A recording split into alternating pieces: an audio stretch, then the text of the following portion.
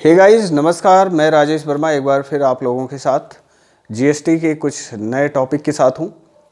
दोस्तों, आज हम लोग बात करने वाले हैं कि जीएसटी का एप्लीकेशन जब आप कर देते हैं और सर्टिफिकेट जीएसटी का आपको ग्रांट हो जाता है, उसके बाद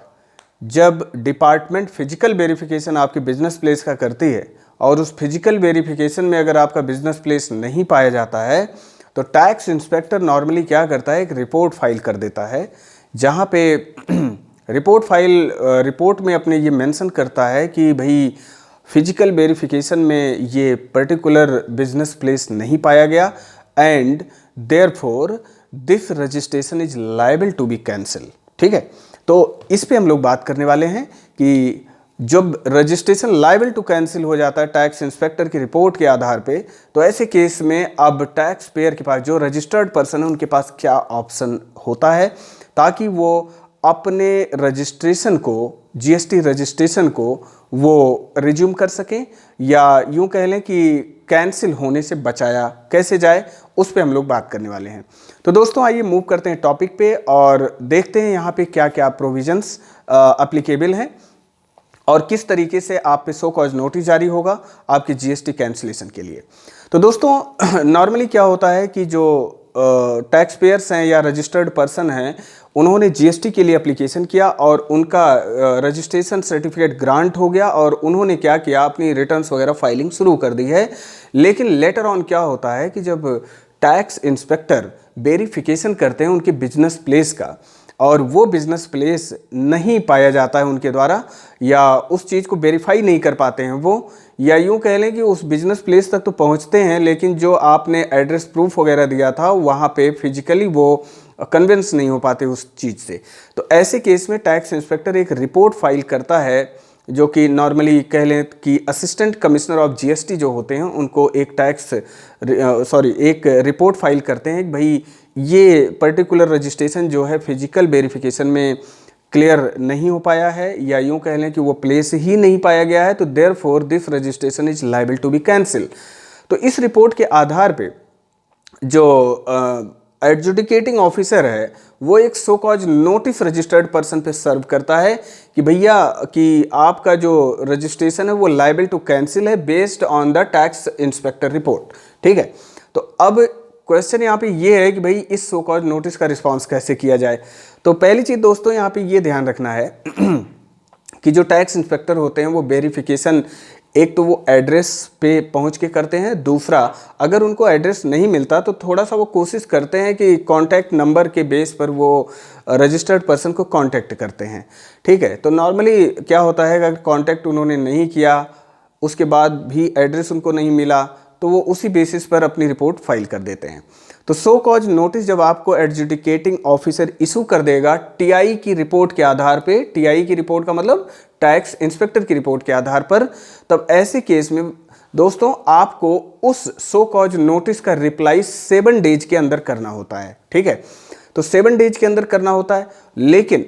अब जब तक सो कॉज नोटिस, कहने का मतलब ये प्रोसीडिंग जब तक क्लोज नहीं होगी, जो कैंसिलेशन का जो सो कॉज नोटिस आपके आया हुआ है, जब तक ये प्रोसीडिंग क्लोज नहीं होगी तब तक आपका रजिस्ट्रेशन सस्पेंड माना जाएगा। और उस सस्पेंशन के दौरान, जब तक आपका रजिस्ट्रेशन सस्पेंड है, तब तक ना तो आप कोई टैक्स बिल इनवाइस इशू कर सकते हैं और ना तो आप कोई भी रिटर्न फाइल कर सकते हैं। ये आपको स्ट्रिक्टली प्रोहिबिटेड है। आप किसी भी तरीके की टैक्स इनवाइस जारी नहीं करेंगे उस दौरान, जब तक प्रोसीडिंग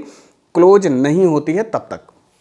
ओके, तो 7 डेज के अंदर अब रिप्लाई करना है आपको। तो रिप्लाई किस तरीके से किया जाए, क्या किया जाए, उसमें क्या लिखें हम, क्या डॉक्यूमेंट फर्निश करें, ये सारी कहानी यहाँ पे समझनी है हम लोगों को। तो दोस्तों, यहाँ पे क्या है कि रिस्पांस में हमें क्या होगा कि एक रिस्पांस लेटर तैयार करना होगा जो कि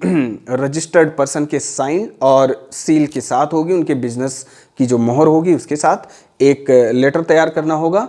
और उस लेटर में जो इनक्लोज्ड डॉक्यूमेंट्स हैं उसकी भी डिटेल उसमें लिखें आप। और उसके बाद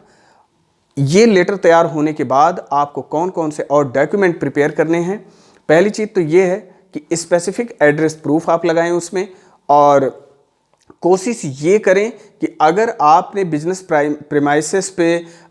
यूँ कह लें बोर्ड नहीं लगाया था, उसके आधार पे अगर आपका रजिस्ट्रेशन लायबल टू कैंसिल होता है, या कहने का मतलब रजिस्ट्रेशन जो जिस प्लेस पर किया गया है वो प्लेस टैक्स इंस्पेक्टर नहीं पाता है, तो ऐसे केस में आप अपने बिजनेस का जो फोटोग्राफ्स है विथ बोर्ड, साइन बोर्ड के साथ आप फोटोग्राफ्स भी लगाएं, और इलेक्ट्रिसिटी बिल लगाएं, उसके साथ कंसेंट लेटर भी लगा सकते हैं, प्रॉपर्टी की रजिस्ट्री पेपर भी लगा सकते हैं आप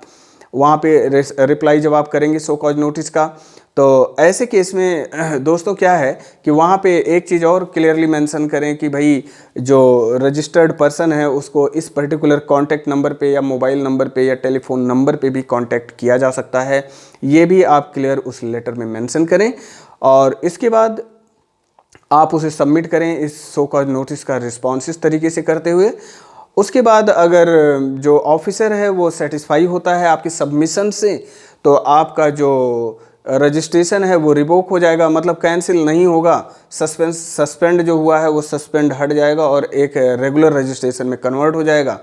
और उसके बाद आप टैक्स इनवाइस इशू कर सकते हैं, गुड्स सप्लाई कर सकते हैं, तो सारी एक्टिविटी एज नॉर्मल आप कंटिन्यू कर सकते हैं, ठीक है। लेकिन अगर ऑफिसर सेटिस्फाई नहीं होता है आपके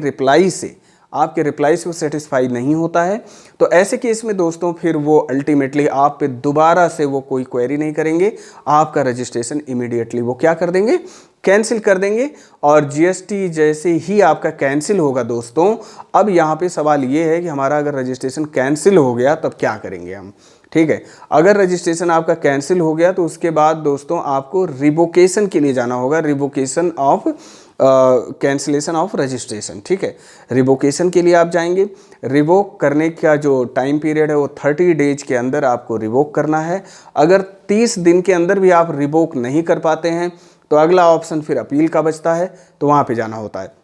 तो दोस्तों हालांकि ये तो मैंने एक्स्ट्रा पॉइंट यहाँ पे डिस्कस कर लिए, लेकिन यहाँ पे मेन पॉइंट ये था कि जब टैक्स इंस्पेक्टर आपके बिजनेस प्लेस का फिजिकल वेरिफिकेशन करते हैं और वो फिजिकल वेरिफिकेशन में आपका बिजनेस प्लेस नहीं पाया जाता है, तो वो एक रिपोर्ट फाइल करते हैं जो कि नॉर्मली असिस्टेंट कमिश्नर होते हैं या उनको एडजुडिकेटिंग ऑफिसर भी बोल सकते हैं। तो उस